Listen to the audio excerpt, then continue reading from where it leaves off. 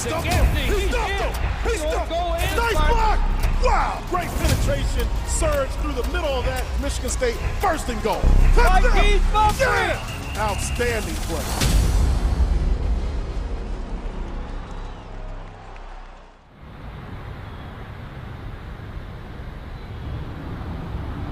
I used to dream about this moment a lot. Growing up, this was a dream of mine, to like make it to the league. There's no kids that has come from Arlington High School and went to the NFL. I always taught them to work hard. Hard work always pay off. You know, we don't cut corners. We do stuff that nobody else want to do. As a kid, he would always say, "You think I can go to the NFL?" And you know, his dad said, "Hey, you can do it." My journey, I wouldn't change it for anything. I feel like everything happened for a reason and God had a plan. He took a chance to go to Michigan State.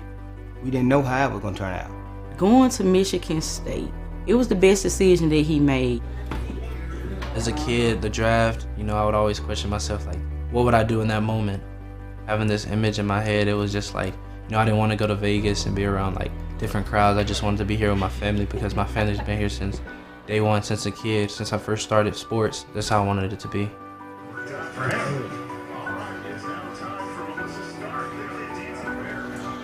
Hello? Yep, it's him. For sure. No, I'm good. Appreciate you. What's up, Coach? Yes, sir. Yes, sir, I'm ready. I appreciate you, Coach. Hey, that's lit. Hey.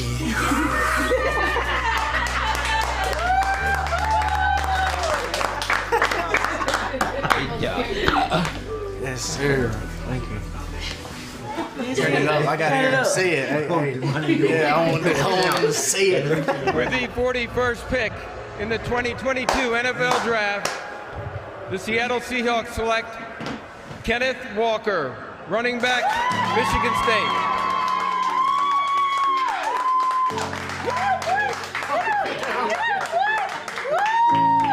Him, man, making his dream come true, going to the NFL is the highest blessing. It was everything, just to see his face, you know, just light up. I'm so proud of him, man. You know, I can't tell him enough how proud of him I am. It's just a blessing. It's a blessing. I want to make it to the NFL. I'm excited to go to Seattle and play for the Seahawks, you know, and I'm so grateful for the journey that I had at Michigan State. You know, it was a blessing, and the fans, my teammates, and the coaching staff made my experience there amazing. Honestly, I'm thankful for the support of both my parents, my coaches, my teammates. I'm just thankful for God. You know, He put me in this position. Go Green, go Hawks. Wave at the camera. You're not gonna wave?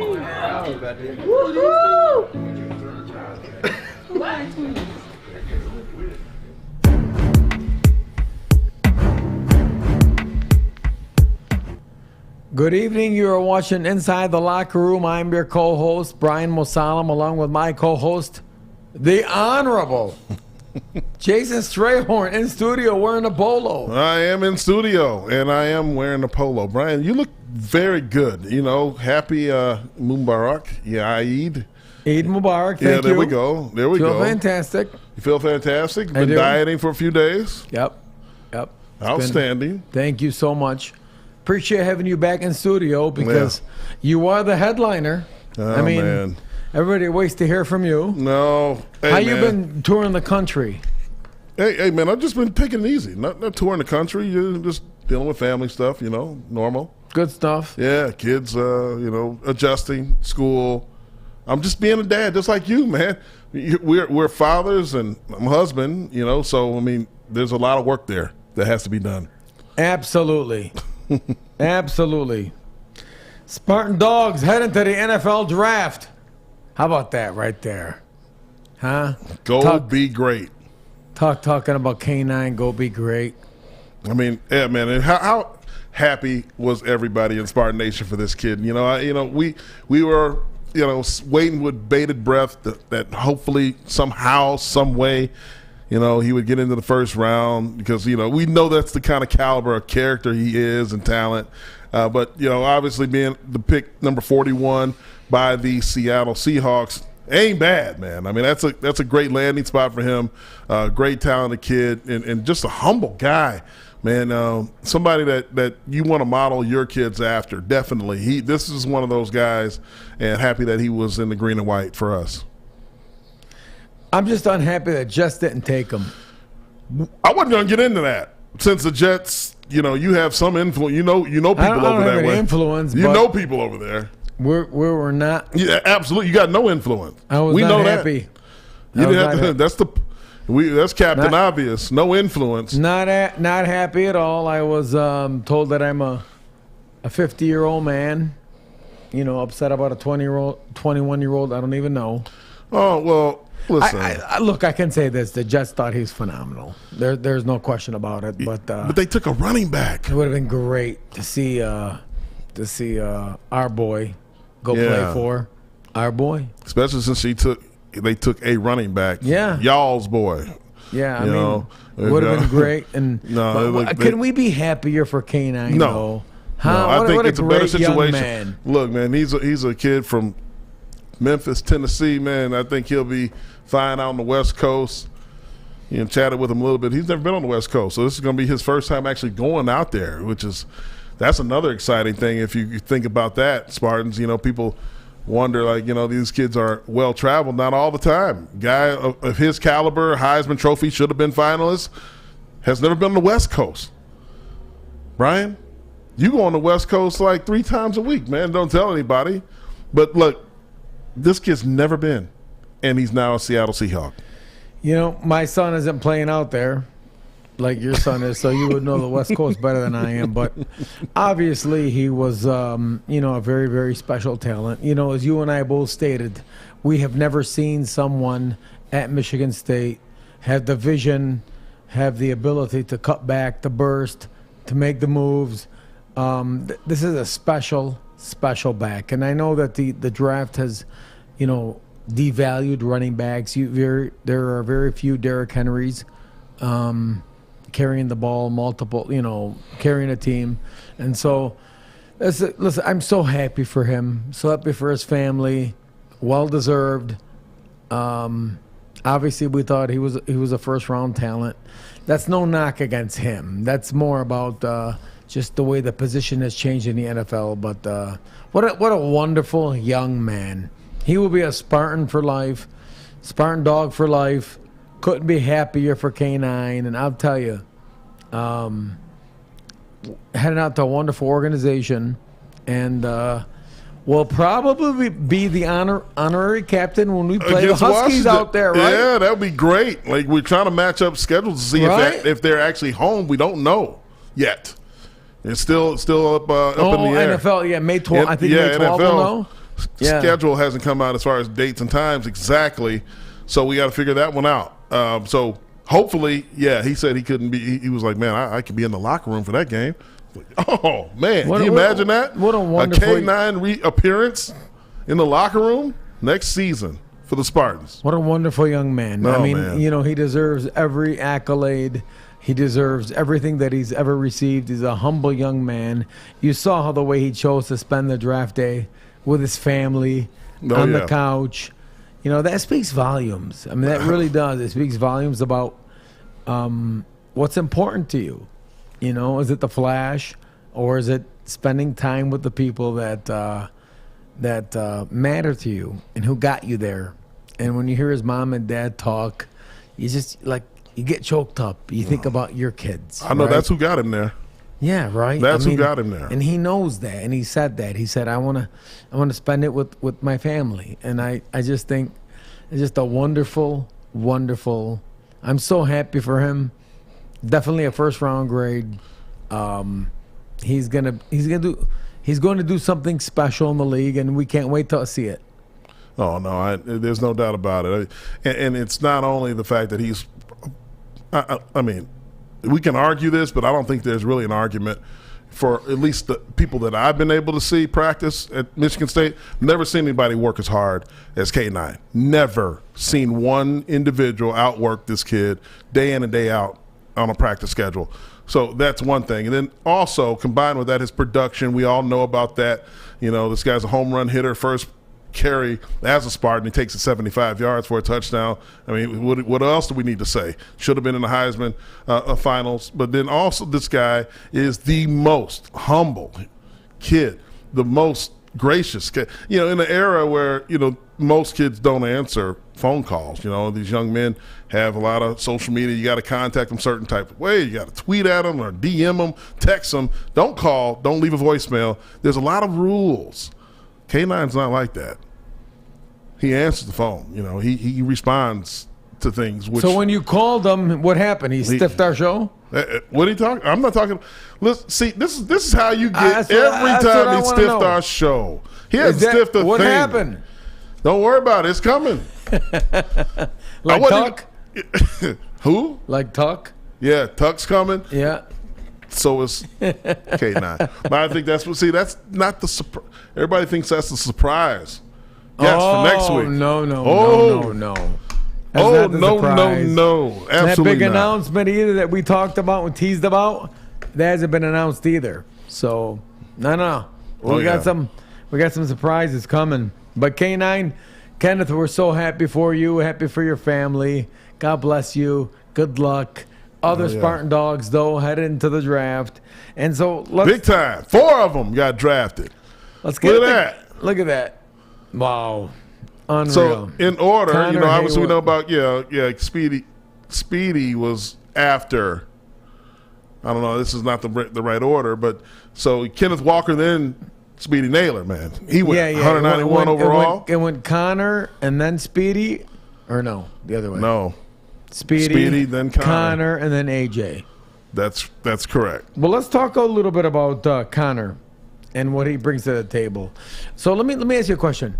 Like, who, when he entered the portal at that time, who would have ever thought that we'd be hearing his name called in the NFL draft?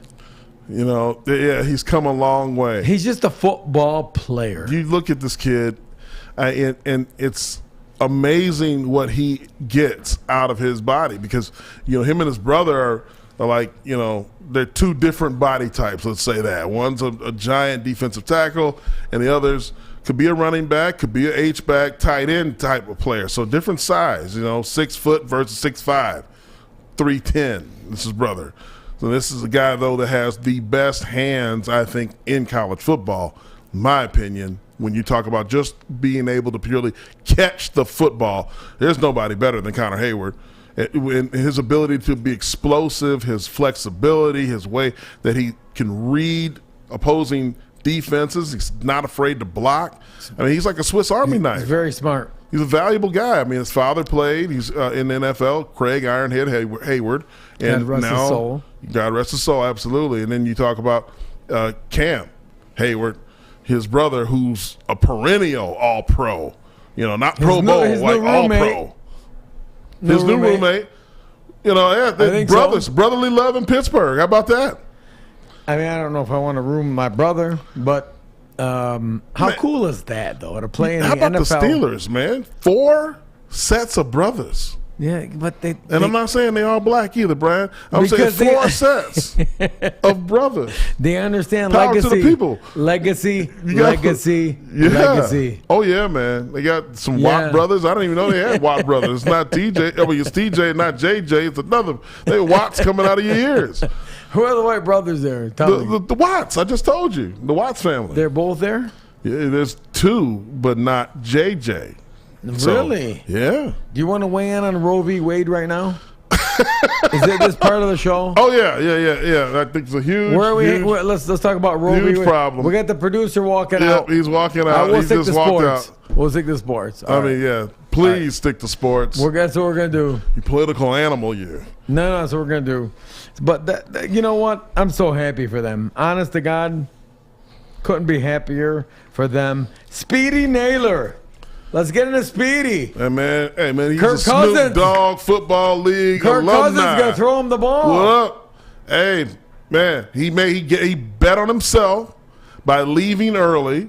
You know, we've been documenting. Say, hey, look, you know, we thought that he'd be better suited coming back for another year. Could have moved up in the draft. Let me ask you a question. Could have. If NIL was up and running and this thing was in focus or in play, could he have stayed another year? Would he have stayed another year? I think, I think he had his mind made up. I do. I think he had his mind made up because there are guys who are as talented as him. You look at Jaden Reed. He made a different decision. He could have easily made the same decision and left early, but he stays, and Speedy doesn't. But look, he gets drafted. That's the most important part. He gets drafted. But do you stay NIL to improve your status 1 year, or do you head into the draft with 27 receivers, a loaded class? What's the better decision? When you're talking about the wide receiver position and the fact that in the free agency, they're breaking the bank, so that's going to run all NFL teams away from free agency and come back to the draft. So if I can finish my point, Brian. No, if I can finish my point. I'm going to cut you off. So, Brian, Speedy would be more valuable in 2023 than he is in 2022, barring catastrophic injury. For who? For who? For Michigan State, you're saying? Yes, I'm saying on the open market, absolutely. Michigan State is going to be valuable. Listen, for without Michigan State. question, I'm saying on the open market, he would have been a higher draft pick in 2023. He got drafted. I totally agree. So, I think when you saw the league, when the league take 20 some receivers, it's because the price tag for experienced receivers when they get through that first contract, you're not seeing the value there. Paying a Debo $25 million a year. Miami paid Tyreek how much a year? Yeah, like 22. Yeah, so it's up there. They're the numbers are climbing. $25 million. AJ Brown just signed 4 years, $100 million. That's easy. $25 million. Numbers are climbing. That's incredible. Wide receivers becoming a premium position. And Tennessee offered 16. I mean, what are you going to do? 16 versus 25. 16. Yeah, that's the market. Like if you're an average receiver, Ishbia offered 20 a year. What are you talking about? I'm just joking. 16 million. That's a below average receiver now. So yes, the draft is going to be. There's going to be a lot of focus on the NFL draft when it comes to wide receiver. Let's get into the AJ Akuri. Huh? Big fella. Good for him, the big fella, man. Got his name called. Like one pick from Mr. Irrelevant. I know he's like, man, I wonder what he felt like. We got to get AJ on the show. I want to be Mr. At that Irrelevant. point. Yeah, Mr. Irrelevant is I'm like, already Mr. Irrelevant. You definitely are. I don't think it's that bad of a deal. I agree. They take him to Disney World, like the Super Bowl champ. I'll take a free trip. I'm good. Right. You get drafted though. That's a great honor for him. He gets to go out there with Brian Allen and the Los Angeles Rams. Hell, I don't know what the entire draft looked like as far as like the market for tackles, but I know they just retired Wentworth over there with the Rams. So there is room on that roster for big bodies.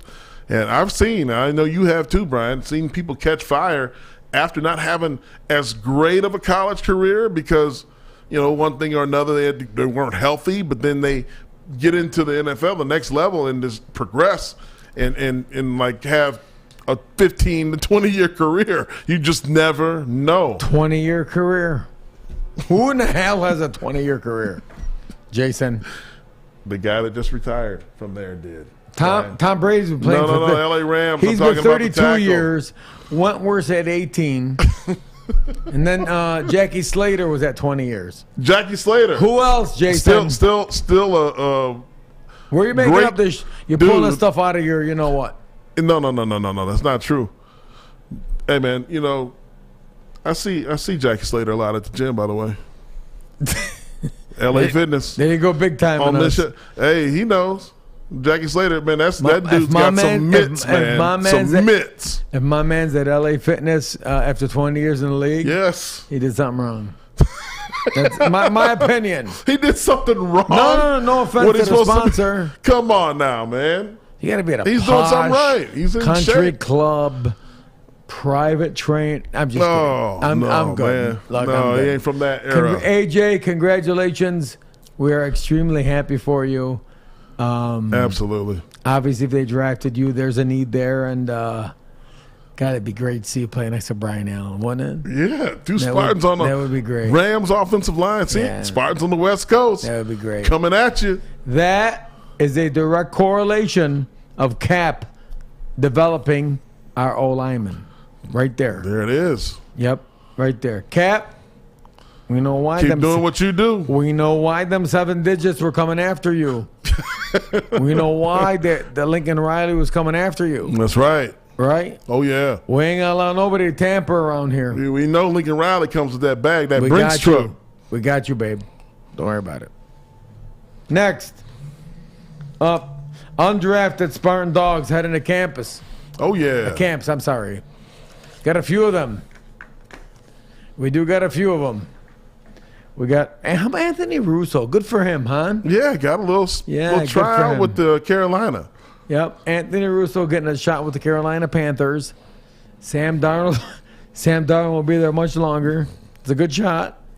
They know what they're doing. And, he's got a lot of college snaps. This past year hasn't worked out the way he expected, but he has a lot of film where obviously coaches saw something to give him a shot into their camp. And, he's got a lot of talent, a lot of ability, a lot of tape, and we wish him the best.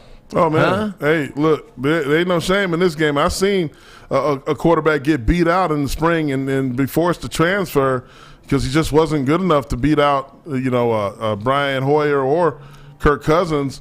And the guy ends up winning the Super Bowl. So, look, that's Nick Foles. Nick Foles transfers to Arizona from Michigan State because he didn't beat the guy in front of him and won a Super Bowl. So don't think Anthony Russo is you count him out because he didn't play last year after not beating out Peyton Thorne. I think this is a guy that you got to respect. And if he can go into camp and catch fire, I'm saying we've seen stranger things, guys. Ask this is Alvin a guy Kamara. who's always had a great attitude about everything, never caused a problem in the locker room whatsoever, and that's being a real pro because that whatever happened down in Tennessee today with the quarterback, whatever his name is, doesn't want to mentor the new incoming quarterback Malik Willis, Tannehill, Ryan.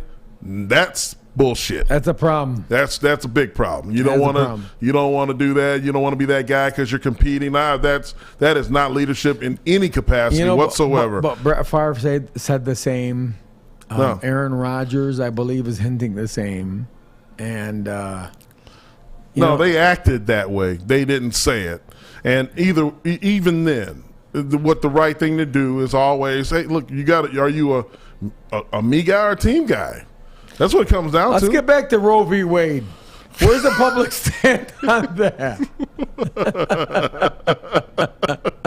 Let's get back to it. Let's get back. Brian, how do you feel How about does Roe v. Wade affect the portal, NIL, and all the... All right, let's go back. Coughlin got invited. Thank you. Matthew. Let's move along. All right, Matthew. Thank you. Our sponsors, thank you. Is he our highest... Yeah, most he's points got the in record MSU from history? yes, absolutely. MSU history. That's what happens when you're there 12 years. We're going to the Bears. Yeah, you're going to the Bears, which are a shit show in themselves. But Hey, man. Matthew, you spent 12 years at MSU. You should not go there and miss a kick. We wish you the best, brother. All right? At the very least, enjoy St. Patrick's Day. Love it. He love fits in with St. Patrick's Day if you think about it. Chicago's a great town for St. Patty's Day. Absolutely. No question about it. Kevin Jarvis. That's one of my favorite right there. Road graders. Highly sought after. Hogs. Undrafted free agent there. That's right there. That's my boy right there. Man, hey, this Yes, is yes. Got guaranteed money too. Yeah. Which shows you he's highly sought after. Yeah, he got money like a 6th-round draft pick, man. Yeah, absolutely did. No That question tells you about what they it. thought about. Where'd he go? Lions? Yeah, Detroit Lions. He's dead. All right.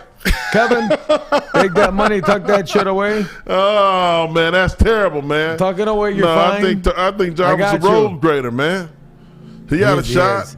He match up well. He can play well there. I mean, Yeah. was some of the best. Actually, the Lions had a good draft. They did a nice job. They're building a nice plan. And we wish you all the best, Kevin. All the best. Oh, man. Here's one of my favorites, though. Jacob Yes. Panashuk. Huh? Another one of the Panashuk brothers. The Washington Commanders. We've had 14 of them. Woo. Huh? He's got Since 2002, there's been a Panashuk on the team. And he... 95. Oh, 95. Yeah. He is very productive. Very productive player. He can play. He can play. He's the antithesis, though, of what Washington has on their roster. And you look at Washington, they have all these physical freaks, and they haven't been producing that much. I think maybe there's an opportunity there to say, hey, we want that's pretty good. A couple, yeah. Couple DNs that are pretty good. You know, Chase, it's one of them. Big fella from Ohio State. Yeah, just a flat-out monster. But anyway, we're looking at they need players that actually can produce, and Panashuk Jacob is actually one of those guys that produces. Doesn't have all the measurables that make the NFL scouts salivate and all that. With he's this tall and he's this fast. It's all whatever. But he's a football player, man. He can come off that ball. He can get to the quarterback. He knows the moves to make, and he's tough as nails. Talk about a kid who's played a lot of snaps in Big Ten, and I think he's got a lot of football left in front of him. Jacob, get another pad level. Go watch that 30 for 30 on LeVon Kirkland. Yeah, you felt like I'm going to give you advice. After that. Like I know what I'm talking about. Anyway, unbelievable, man. We wish you all the best of luck, every one of you. Honestly, Crouch at the portal, huh? Yeah. This is the negatives of the the portal, right? Is that you upgrade and then you lose guys like Crouch, who I thought had moments this year, played well, probably more of a 2-down linebacker, and it's tough to see him leave. But these are the unintended consequences of the portal. When you recruit in the portal and you treat it like free agency. This is what happens. Yeah, and every guy is not willing to come back and compete, or sometimes just guys know like they cannot compete, so they make the move. And I think that's what you saw here with Crouch, looking at the talent that's come in from in his own position, from Mississippi State and UNLV. You talk about getting in the portal and finding some flat out dudes. Michigan State definitely has done that. Looking at what we saw in the spring practice session and what we saw in spring drills going up into that point, there's no doubt in my mind that Crouch took a look at it and said, okay, let me be honest with myself, let me move on then. I mean, sometimes that's the case. You can still be a productive player in another scheme, in another team, when you don't have guys like that in front of you. There's how many guys got drafted? 262. So he still is a great athlete. It's not taking anything from him. Just right now, not the player that the two guys that we just brought in through the portal. So I think that's why he made the move, Brian. Just a personal question. Have you gained weight from our last show? No, not at all. Okay. Just curious. It's because you've gone, during Ramadan, you've gotten Skeletor-like. I'm just, simple question. Not enough. The Botox has gone down. I thought TV added the hair, 15. You're now in person? You have to get more active with your treatments. You can't let them die down for 30 days. It's not becoming. Julius Marble hits the portal, heading to A&M. Happy for him. Want to be closer to home, and that's whatever rumors were out there. There's a pick. Yeah, I was wondering. Him. Yes. There's nothing like wanting to be close to family. No. Nothing. No, you had to make the move. You can't blame him. You can't, insult him. You can't doubt him.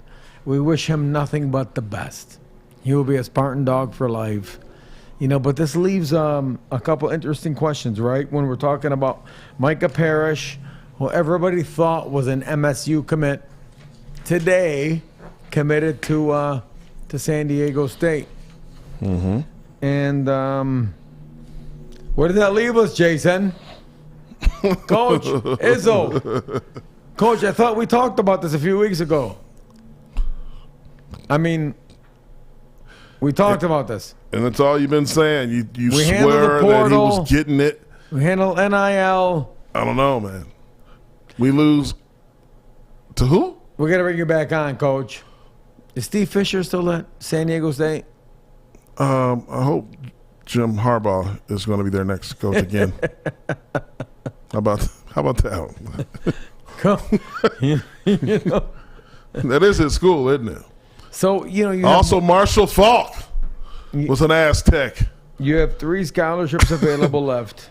Did you know that's their nickname, the Aztecs? So the Aztecs beat the Spartans. That's what happened. You believe that in a million years? We got to get into would that this. have happened? So when Aztec you talk about the portal, Oh. and just the talk about Izzo embracing the portal, embracing NIL. When we have private conversations with him, we know that he does. We brought him on, and he said a lot of the things that he told us privately that he does. He really does. His concerns are of the overall overarching picture of the situation. But what does that have to do with us at this point? It's Brian. At the end of the day, it's a what have you done for me lately society. Yes. And so while I absolutely appreciate the overarching and overall point of view, that's not where we're at right now. No, because Coach. We don't know where this thing's going to land. Mm-mm. So, Coach, I'm going to call you tomorrow. We're going to have some talk. We got to pass. We got to move. We're going to move on some of this stuff. And Justin Thind actually reported that Maurice Joseph is rumored to be or is going to be the next MSU assistant coach. Jason, do you have any information on this at all? Absolutely not, Brian. I have to call my sources and verify that this is exactly the person, which you have not been able to verify.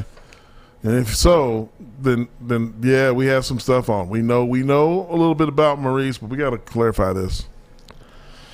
We'll do some more digging into that. Let's shift topics, though, to one of our cohorts here at Woodward Sports, Neil Rubin, who made a very interesting comment the other day.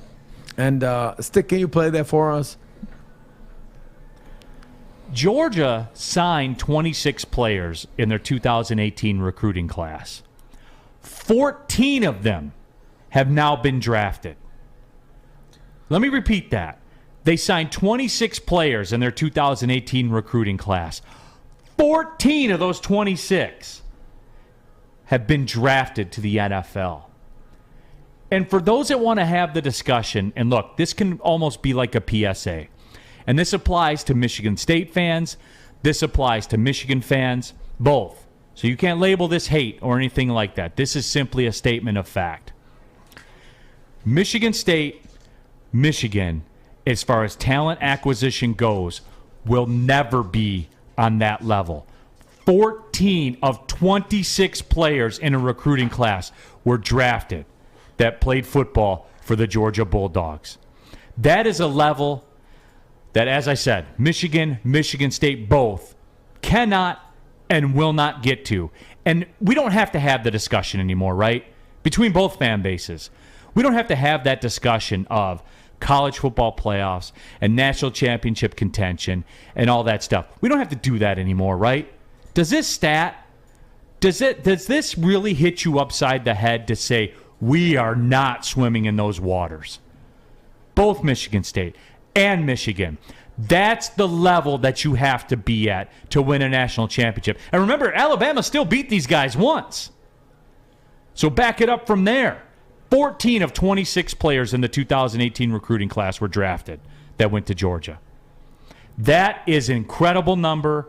That goes to show you on paper, in print, the true difference between the teams that win the National Football Championship and the teams that think they can or envision themselves in those same waters. The gap is too wide. A very interesting take. Jason, what are your thoughts there? Look, I don't know if Michigan State can get to the level of Georgia, but I know that if Michigan State has a chance to get anywhere near there, I think that they found it in Mel Tucker, who was Georgia's main recruiter when he was there 4 years ago. So if you count that, those are the times where the players that he last signed at Georgia, 15 of them went pro. I think the water boy, Brian, Rob Knickerbocker of Georgia, all went pro. They got drafted. And the least of them was the fifth round. Two of the managers did as well. Yeah. Trainers. I mean, it's incredible what they've been able to put together down there. There's no doubt about it. So they had 15, I believe, get drafted, and then 3 other transfers, which made it 18. And of that class, I believe Mel was involved in 2/3 of that recruiting class. Mm-hmm. So do we have the pay scale to compete with Georgia? Yes, in Michigan, in Alabama. Do we have the assistance recruiting pool to compete with Michigan, Alabama, and Georgia? Yes. Do we have the resources, NIL-wise, donors, people that want to get involved? More to come on that, but yes, we do. So do I find these comments to be correct or irresponsible? They're incorrect, and I think they are irresponsible. But I'll give them credit, because there is nothing in the past to indicate that Michigan or Michigan State could compete with Georgia's talent level. I respectfully disagree with that at this point. I believe that Mel Tucker has made such a priority of recruiting, and has learned down there, and has proven results down there of what it takes to recruit that, and utilizing NIL and portal. I believe that's a statement that will not age well. Jason? When you say it won't age well, what do you mean exactly? I mean that we will come to a point when the infrastructure is built on everything that Mel's vision is for, that we will be able to compete with the likes of Alabama, Georgia, SEC schools for some of the top recruits. I mean, as you're seeing it right now, we have an Alabama commit who's thinking about flipping. Yeah, there's no doubt about it. We talked about this. I mean, it's serious now. Mel Tucker is bringing SEC level talent, if you will, to Michigan State. That's evidence at the spring game when you saw 3 5-stars being on campus. And then we talked to Corey Robinson and Justin Thin. I think Justin was one who said that they can't recall a time in history where 3 5-stars were on campus in the same year, let alone the same day. And that's happening under Mel Tucker. So yes, I think that his ability to recruit and, first of all, find the talent and understand what it takes to get there from a relational standpoint. Mel Tucker's been able to do this using his mind, his relational skills, without throwing money around. Now he's got the ability, not from himself, but Michigan State has the capabilities of standing behind him with NIL funds, which is something that. Let me correct you. Michigan State is not involved in NIL funds. No, not the school. Not the school. There are going to be donors that are going to step up in that regard. Yes, we're talking about people who alumni, Michigan State alumni. Yeah, of course, not the school. That's illegal. Just so for education purposes, if you don't understand NIL, school can't have anything to do with it. Coaches can't have anything to do with it. So it's got to be all of us out here. All of us out here are the ones who can really make the difference in supporting the team now. So it's really a team effort if you think about it. There's teams like Georgia and Texas that have this pool of donors that are just willing to throw big dollars in very quickly. But Michigan State not only has that, we also have 600,000 living alumni. And when the rollout that I understand is going to happen at some point, I think everybody's going to be able to get involved, Brian. Oh, yeah, but that's a topic for another day. Here, yeah. My question, the one thing that I see is that we're pulling a lot of kids out of Georgia. Mel obviously and his staff have footprints in Georgia, and when you look at the 18 or so kids that have gone on to the league, 2/3 of them are coming from Mel Tucker. To tell me that he can't compete at that level, when now that he has the resources to do that, and they will grow, I think is it's a lazy take, quite frankly. It's a lazy take. Remember that flight plan that Mel Tucker had you put up on the screen? It's just like everywhere. I mean, the guy is a tireless worker. Nobody understands that about him. Like the guy, I think he was he's a vampire. He was in a farm the other day doing something in Florida, and I don't know how he ended up there. He's just everywhere. Has anybody ever seen Mel Tucker sleeping? That's going to be something. Sleep fast. Sleep fast. He says sleep fast, but he won't sleep until everyone else is. He does not sleep. I don't think he does. Sleep. We gotta watch and monitor the situation. Relentless. So, I think if you understood everything that's going on in the Michigan State University program, I think that take would be reconsidered. And you know what? Only time will tell, because the proof will be in the pudding. Absolutely. So, on to our next topic. 8:40. Major guest announcement next week.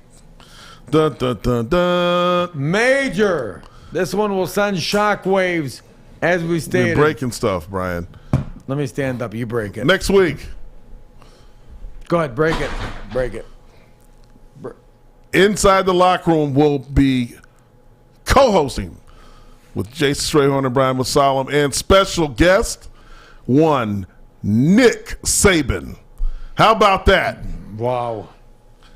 Coach is coming. I'm afraid. He's coming back. I'm nervous. You a little nervous? I'm 48 and I'll be nervous about that. Think he's gonna hear that hands on the line. I'm gonna be. You're gonna be on the bike anyway. Can man. we joke with him next week? Can we joke with him? Yeah, I'm just a little nervous about that. Yeah, I don't know about joking, man. We're able to joke and laugh and shout out to Heisman 286, who predicted Nick Saban to be our guest next week. And Heisman. What an honor that is, huh? To have Nick come on, and Nick's love for MSU, and how much he's meant to us in our 2 coaching searches, and how much he loves Michigan State. Understated again is Nick's loyalty. How about let's see what the people want? What kind of questions does Spartan Nation want to ask Coach Saban? Yeah. Can we hear some of those on Twitter? Instagram? Spartan Nation, you want to send us questions that you want us to ask Coach Saban? We absolutely will. Give them the handle, Brian. You know the handle. At ITRL, whatever it is. ITLR. ITLR. We'll send out a tweet about that. But Nick Saban, who is the greatest of all time, coach both of us to join our show next week. And I couldn't be more excited and happier. It's going to be a fun show. Looks better? 27 years later, me or him? Absolutely, Coach Saban, man. He's natural. We're going to compare pictures. Yeah, okay. I'm going to show back then how I look to now, and how he looks now, and I'm going to ask him what he thinks. I'm sure that's what everybody wants to see. Well, we're in a locker room. We're not here to dissect. Let's see. All right. We're not here to dissect. I want to see that. Yeah, man. Let's just see. That'll be interesting. Let's see how he takes that. I want to understand what he's going to do to combat Mel Tucker's taking over this country. That's what I want. Hey, man. What's he hired his Mel plan? First. He's first guy to hire Mel, right? What is his plan? What is his plan? Is he scared? Is that what you're going to ask him? Hell no. Nick Saban ain't afraid of anybody. Never. I don't think that's... But I think people don't understand how much his affinity for Michigan State, and how many people he took with him to Alabama and has helped. And if Nick's you knew... extremely loyal guy. Oh, if you really knew... And he doesn't care to, but if he... I just wish somebody told a better story about all the people he's helped along the way, and how loyal he is, and how loyal he is to his former players. That's why I love Nick Saban. Absolutely love him. He was so good to me, so good to Jason. Absolutely. And his former players. And so We're excited to have him next week, and can't wait. I'll tell you what. It's going to be fun. Will you be nervous? Maybe a little bit. I might still be nervous. I don't know. That's the way it is. Like Ishbia with Izzo. Same thing, man. You think Nick's on HGH? You think everybody that's older Nick's 30 years later looks great. than you that looks better than you is on HGH. They have to be. Why do you give me look better than me? Just Tom Brady's on it. I mean, should we take a poll? Tom Brady's played 35 years in the NFL. That's not possible. Not possible at all. It's not possible. Okay. No, it's not possible. Unless you're me, but that's different. Oh my God. Big news coming out of MSU hockey. Nightingale. There he is right there. Coach Nightingale. Coach Nightingale, we couldn't be more excited for him. Last week I talked about this, Stick. What'd you say, Brian? Lansing, what's going on there? I mean, do you have any insight into this? No,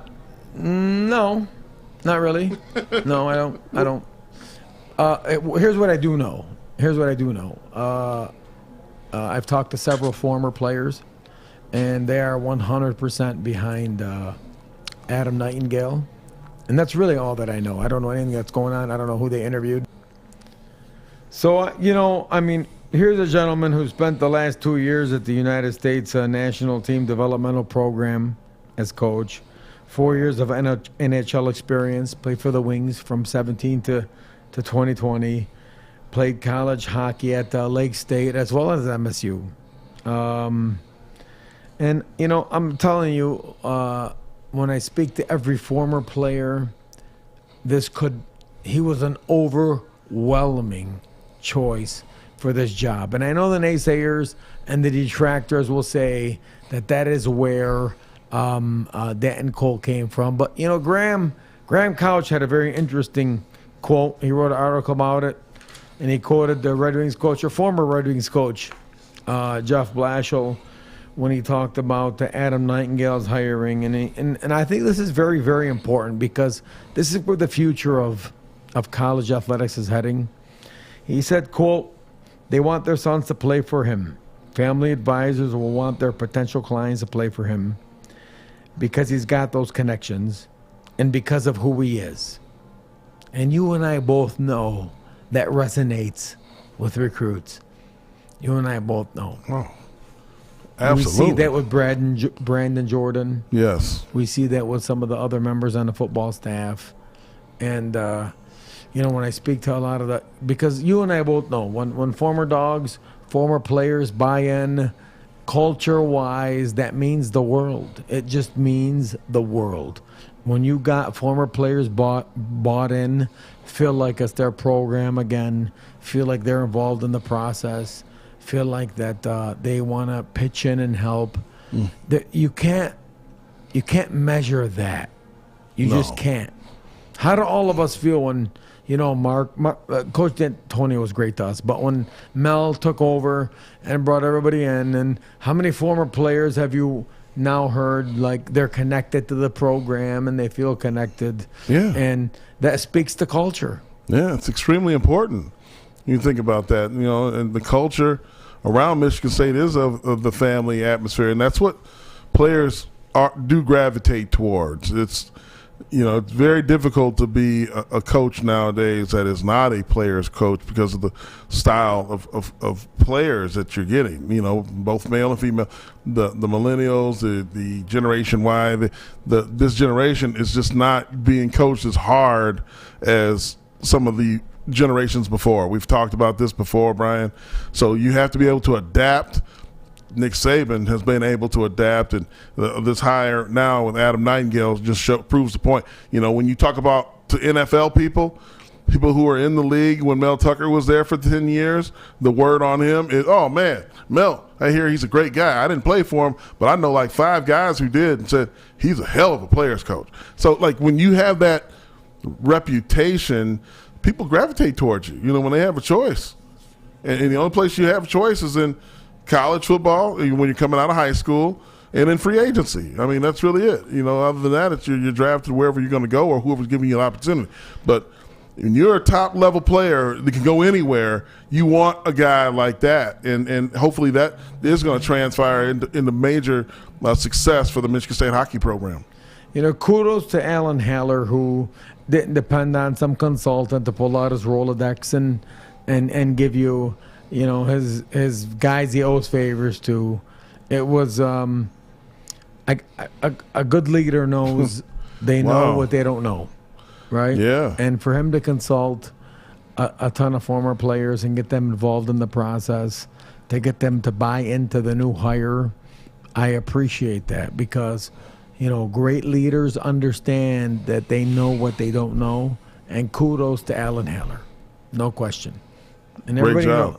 Everybody knows MSU hockey has a tremendous culture, tremendous history, and wants it back to where it was before. And so national titles, multiple Big Ten championships. We're all pushing towards that and doing everything that we can to help. So now the question is on the university and the leadership, and are they willing to invest the resources to give Coach Nightingale to be able to compete at the national level? So, only time will tell. But I believe the commitment's there, so we will find out. Absolutely find out. On to some business about Hunter Dickinson, our favorite. Oh, Hunter. One of our favorites on Twitter, the Michigan Center, criticizing the University of Michigan. Criticizing them. Wow. And you know what? I do not disagree with him, right? Hunter went on to say they're going to lose out on so many players if they don't start stepping up at the plate. I feel bad for Coach Howard and Coach Harbaugh because they're trying. Dickinson said. It's not their fault. The coaches are trying for sure. Which, I don't know how much involvement they can have. You can read the next statement, Jason. He went on. When I'm in Alabama for football or if I'm at Kentucky for baseball, they're like, you can commit here, and this is the deal. You can sign it right after you sign the letter for $1 million. I would never come to Michigan if that's the case. They're going to lose out on so many players if they don't start stepping up to the plate. I feel bad for Coach Juwan and Coach Harbaugh because they're trying. So do you feel bad for Coach Juwan and Coach Harbaugh, Jason? Absolutely not. Oh, I'm just curious. Serves them right. Hey, listen, it's a dog-eat-dog world now. That's what's going to happen. And I don't know, like you said, Brian, I don't know how involved those coaches can really be in trying to raise money for it because the NCAA doesn't really allow you to do that. What they're crying for is help from the bootster community at large at University of Michigan. I don't know. All I've ever been told to you that is that helping? they print money over there. That's all I've ever heard. Isn't that shocking? That's that they don't have the NIL together. It's laughable. But it's listen. It's a generational gap too. There's a generational gap. There's right? the way that the business status quo that things have been going on here in the Big Ten are not comparable to what you've seen in the SEC and some of those SWAC schools, the old SWAC Big 12 schools, where they pay, and obviously Pac-12. With USC's dominance in the late 90s, early 2000s, these are places that had infrastructure set up, donors who donated a lot of money that nobody's seen. The stuff that's not in the Spartan They're Fund. used to the bags. Yeah, they're used to it. That old down in Dallas. There was a school that got the death penalty, man. With Eric Dickerson and those guys. SMU, man. Woo wee. Yeah. Yeah. Right now, they be the business model for NIL. Man, they'd be the number one recruiting class. They'd be Texas A&M. Hey, how about that? Hey, news to the folks down the road. All right, news to you guys, and I mean this with all sincerity. The days of we're Michigan and the winged helmets and playing in front of 100 and some thousand bullshit. That's over. It's all over, dog. That's all over. It's all over.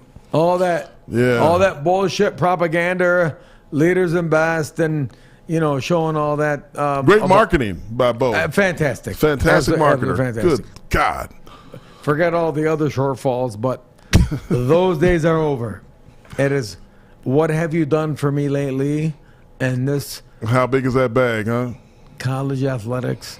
A bag with a signed contract. Unbelievable. College athletics is no longer as we know it. And those who adapt the quickest will survive. No question. I mean, think about it. You got players that won the Biletnikoff going in the portal. With nobody knows anything. Like that is incredible to me. You know, when you think about free agency, you talk about leverage. This is a kid. This isn't a kid that was a hotshot 5-star freshman like we seen in Georgia. Kid did that. Held the school's donor community at large feet to the fire, basically, by going into the portal and scaring the living bejesus. And that's the best way I could say that. It's called free agency, yeah, brother. Man. Hey, and go seen on camera down at Florida State, shaking hands with all those guys down there. Next thing you know, he goes back to Georgia. Mark my words. Mark my words when I tell you right now, the biggest concern and divide is going to be between the development office of that university, who raises money from donors, and seeing some of that money shift to NIL. A lot of it. So just mark my words, that is going to cause the biggest consternation between universities, development offices, and NIL collectives, I guess they're calling them. But if they understand, the economic impact of winning it all, Brian, then they should understand that it's going to all come back. If you can't get Spartan points to improve your seating, oh man, it can't NIL, be about the seats, man. Which I think probably is a compliance issue. If you can't, that's going to be a problem. That's going to be the next fight. Just mark my words. I've seen it. I'm predicting it. If you can't get what are we points, talking? We're fighting over seats, licensing, stuff like that. This is going to be the big thing, because if you're donating to Spartan Fund or whoever to get special access, and you shift your money to NIL to an entity that's outside of the university, that's not going to apply. Now, our big announcement that we teased about has not come out yet. So we're waiting patiently, and the timeline is not we're at the mercy of others, but sit patient. Just sit patient. One more thing before we go. Michigan's hockey coach, very interesting.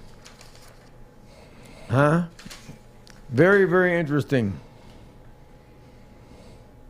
You have a hockey coach, not renewed. Had some issues over there. They let his contract. What kind of issues did he have? They let his contract expire, and I believe this was the Detroit News or the Free Press that talked about some of the things, whether he's subject to Title IX investigations, COVID protocols, just some of the things that I think can get you in a lot of hot water. I believe it's Mel Pearson. He's guided them to 2 Frozen Fours and 3 NCAA tournament appearances. And there's all kinds of allegations out there, from workplace misconduct, like I said, to Title IX, to toxic workplace, and discrimination against female staffers, and lying about COVID protocols. Lying about COVID protocols. Yeah, sounds like an idiot. This is. We'll see how this thing plays out. Great coach, had a great team. Man. And I'm telling you, if you're lying about COVID protocols and there's sexual harassment issues, Title IX issues, they haven't renewed your contract for a reason, given everything that that they have been through over the last 2 years. I'm predicting he won't survive. You don't think so, Brian? No. I'm with you on that one. Given everything that he has had, that the university has gone through, I'm predicting his days are done at U of M. What do you think? You with me? Yeah, I'm absolutely with you. All right. Well, moving on. We wish him the best of luck. So, ladies and gentlemen, one last thing. MSU coach, tennis coach now. Coach Orlando, want to wish you congratulations on your retirement. Very happy for you. and all that you've accomplished at the university. Thank you very much. Thank you for your service. Yes. Thought we had a picture of. I had a tweet here. We got a little video. Yeah. Play a little Put it video. up. There you go. To be as sound academically as we possibly can, to be the best tennis player we possibly can, and to be the best individual person we can.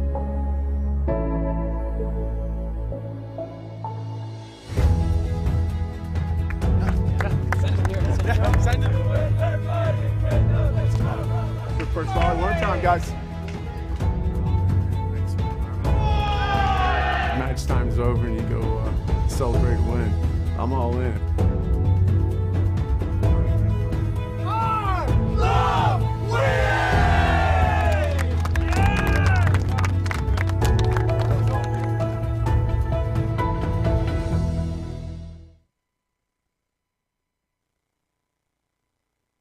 And I remember him when he was a young man. Yes. Good dude. Wish you all the best. Ladies and gentlemen, we'll see you next week with Nick Saban coming on our show. Coach Nick's coming. We're going to ask him some tough questions. If We'll I get down to like, why the hell muster did you up leave? enough What guts, happened? we're going to ask him enough questions. We'll get into it. Yep, ladies and gentlemen, Brian Brian's Mosallam. I am your co-host with Inside the Locker Room, along with my co-host, the Honorable Jason Strayhorn. Yes, sir. Thank you very much. Good night.